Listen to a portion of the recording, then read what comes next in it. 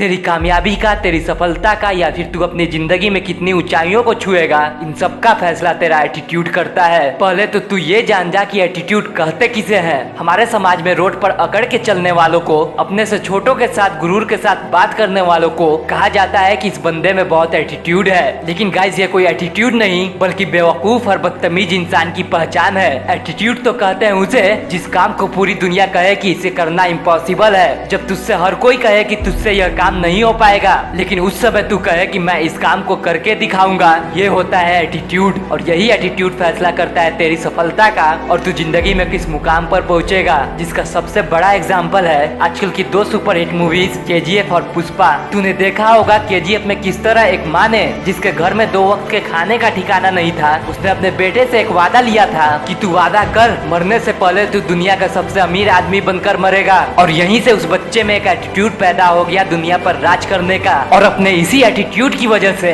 इस बंदे के पास मरने से पहले इतना सोना था जितना कि इस दुनिया में किसी भी आदमी के पास नहीं होगा। अगर तू अपने दिमाग से पूछेगा कि 1000 रुपए कैसे कमाना है, तो तेरा दिमाग तुझे 1000 रुपए कमाने का ही रास्ता दिखाएगा। लेकिन अगर तू अपने दिमाग से पूछेगा कि 1 करोड़ कैसे कमाना है, तो तेरा दिमाग तुझे 1 करोड़ कमाने का भी रास्ता दिखाएगा। लेकिन इसे पूरा करना और ना करना तेरे ऊपर है। लेकिन एक बात याद रखना, जितना बड़ा तेरा लक्ष्य होगा, तुझे उतनी ही बड़ी मुसीबत का सामना करना पड़ेगा। कुछ इसी तरह की कहानी है पुष्पा मूवी के पुष्पा भाव की, जिसने अपने एटीट्यूड की वजह से एक मजदूर से सिंडिकेट का मेंबर बनने का सफर पूरा किया। और इन दोनों मूवीज केजीएफ और पुष्पा में तुझे एक चीज कॉमन दिखेगी, वो है इन दोनों मूवीज के हीरो का एटीट्यूड। केजीएफ में रॉकी को जिद रहता है पूरी दुनिया पर राज करने का, और वो सच्ची में केजीएफ पर राज करता है। पुष्पा मूवी में पुष्पा भाव को जिद रहता है बिना झुके पैसे कमाने का, और वो सच्ची में बिना झुके पैसे कमाता है। गाइस, तुम खुद से सोचो, अगर तुम्हें किसी क्लर्क की नौकरी के लिए एग्जाम देना है तो तुम्हारा सिलेबस, तुम्हारा पढ़ाई उसी के हिसाब से होगा। लेकिन अगर तुम एक आईएएस ऑफिसर बनने की तैयारी में लगे हो तो तुम्हारा पढ़ाई और तुम्हारा सिलेबस उसी के हिसाब से होगा।